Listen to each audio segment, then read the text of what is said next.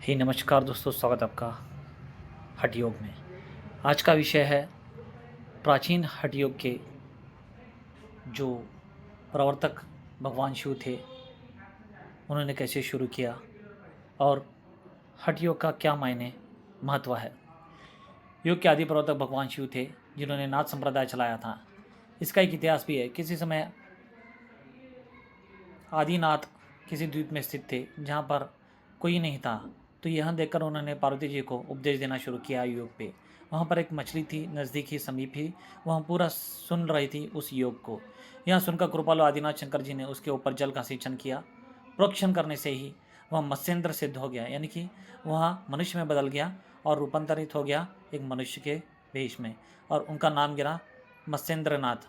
तो शिवजी ने हठ योग को संपूर्ण तापों का नाशक और संपूर्ण योग का साधक कहा है।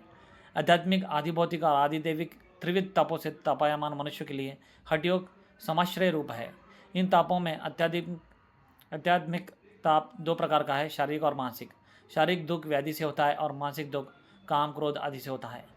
व्याध सर्प आदि से उत्पन्न हुआ दुख को आदि भौतिक कहते हैं। सूर्य आदि ग्रहों से उत्पन्न हुए दुख की आदि दैविक कहते हैं। इन तीन प्रकार के तापों से तप्त मनुष्यों के लिए हठ योग सुखदायी है, ऐसा भगवान शिव ने हठ योग में कहा है। शिव संहिता में भी शिव जी कहते हैं कि मेरे द्वारा कहा गया यह योग शास्त्र गोपनीय है, इसके लिए इसे तू तीनों लोकों में से केवल उसको देना चाहिए जो इसके काबिल है, जो इसमें श्रद्धा रखता हो, जो इसे मानता हो, जानता हो, समझता हो, इसे करने की श्रद्धा रखता हो, तो उसे ही यह ज्ञान को समर्पित करना चाहिए, अन्यथा यह गोपनीय है। इसलिए इसे तीनों लोकों में से केवल उसी को देना चाहिए जो महात्मा और श्रेष्ठ भक्त हो तथा जिसकी इसमें पूर्ण निष्ठा तथा विश्वास हो। वेद के दो मत है, एक है कर्मकांड और दूसरा है ज्ञानकांड। कर्मकांड और ज्ञानकांड के भी दो दो भेद माने गए हैं। कर्मकांड विविध और निषेध के में से दो भेद प्रकार का है। निषेध कर्म वह है जिसे करने से अवश्य ही पाप होता है। विधि कर्म वह है जिसे करने से निश्चय ही पुण्य की प्राप्ति होती है। विधि कर्म नित्य, नैमित्तिक और सकाम के भेद से तीन प्रकार का है। देव पूजन, संध्यापादना आदि नित्य कर्म है, इनके ना करने से पाप होता है। देखिए यहाँ पर बताया जा रहा है कौन से कर्म है, कौन से कर्म करने चाहिए, कौन से कर्म नहीं करने चाहिए, उनके भेद यहाँ विस्तार से बताया गया है और यही कोशिश की गई है कि सभी को इसका पता चले। पूर्व काल में तीर्थ आदि के पुण्य, जल स्नान आदि, दान आदि करना नैमित्तिक कर्म है, जिसके करने से पुण्य होता है।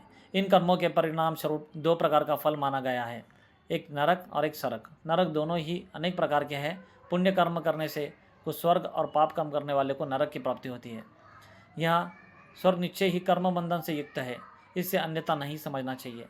पूर्व के कर्मबंधन के अभिप्राय से है कि संसार में आकर मनुष्य को जो भी कर्म या वक्त करना है, वहाँ उसके फल का भोग नहीं किया जाता, और जब तक किसी भी कर्म शेष रहता है तब तक संसार के बंधन से छुटकारा नहीं मिलता। यानी कि निष्काम कर्म करना है, निष्काम योग जिसे कहते हैं।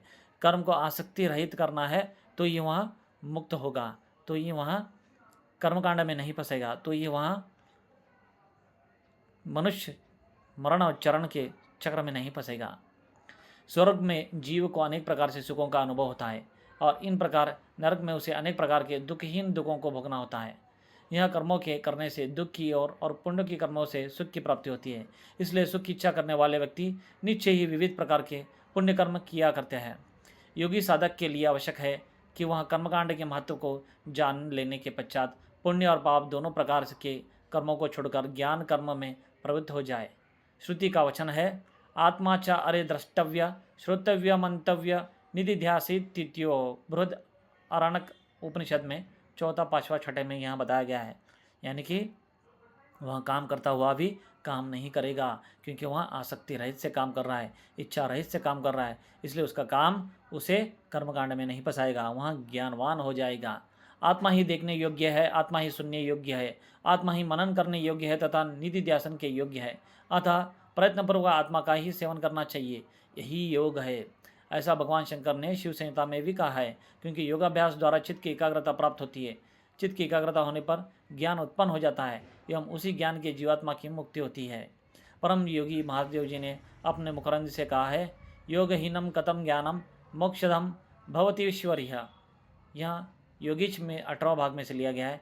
हे परमेश्वरी यानी कि पार्वती देवी को बता रहे हैं, योग विहीन ज्ञान कैसे मोक्षदायक हो सकता है, अतः योग साधन के अतिरिक्त दिव्य ज्ञान प्राप्त करने का कोई साधन नहीं है। यानी कि योग और ज्ञान दोनों साथ साथ होना चाहिए, तो ही वहाँ साधक आगे बढ़ के सिद्धि प्राप्त करेगा, मुक्ति प्राप्त करेगा। बिना योग के नहीं, बिना ज्ञान के नहीं, दोनों एक साथ चाहिए। योग शास्त्र में योग की परिभाषा की गई है, सर्वचिंता परित्यागो निश्चिंतो योग उच्यते। योग शास्त्र में बताया गया है, जिस समय मनुष्य सब विचिंताओं का परित्याग कर देता है, उस समय उसके मन की उस लयावस्था को योग कहते हैं। महर्षि पतंजलि के अनुसार योग चित्त वृत्ति निरोधः, अर्थात चित्त की सभी वृत्तियों को रोकना का नाम योग कहा गया है। वासना और कामना से लिप्त चित्त को वृत्ति कहा है। वह वृत्ति का प्रवाह जागृत, स्वप्न, सुषुप्ति इन तीनों अवस्थाओं में मनुष्य के हृदय पर प्रभावित होता रहता है। चित्त सदैव अपनी स्वाभाविक अवस्था को पुनः प्राप्त करने के लिए प्रयत्न करता रहता है, किंतु इंद्रिया उसे वहाँ बाहर आकर्षित कर लेती है और वहाँ उसे बहिर्मुख बना देती है। और जब तक वहाँ अंतर्मुख नहीं होता, तब तक वहाँ शांति को प्राप्त नहीं होता, तब तक वहाँ सिद्धि को प्राप्त नहीं होता, तब तक वहाँ मुक्ति को प्राप्त नहीं होता। इसलिए उसको यानी कि चित्त को रोकना और उसकी बाहर निकलने की प्रवृत्ति को निवृत्त करके उसे फिर पीछे घुमाकर परमात्मा के पास पहुंचाने के पथ में ले जाने का नाम ही योग है। हम अपने हृदयस्थ परमात्मा को इसलिए नहीं देख पाते हैं कि हमारा चित्त ही हिंसादी पापों से मैला और आच्छादित वृत्तियों से आंदोलित हो रहा है। यम नियम आदि की साधना से चित्त का मैल छुड़ाकर चित्त वृत्तियों को रोकने का नाम ही योग है। भगवान श्री कृष्ण ने श्रीमद् भगवद गीता में अध्याय में बताया है, योग बताया है जैसे सांख्य योग, कर्म योग, राज योग, ज्ञान योग, भक्ति योग, विजय योग, विनय योग, पुरुषोत्तम, मोक्षादि आदि सभी योग, ये सब योग एक ही प्रधान योग के अंतर्गत जीवात्मा परमात्मा के ही अंग प्रत्यंग मात्र है, क्योंकि सभी का अंतिम लक्ष्य परमात्मा के साथ मिलन है। जीव का परमात्मा के साथ मिलन यही योग है। योगी याज्ञवल्क्य ने भी यही कहा है। बस पसंद है तो लाइक करना, शेयर करना। धन्यवाद। जय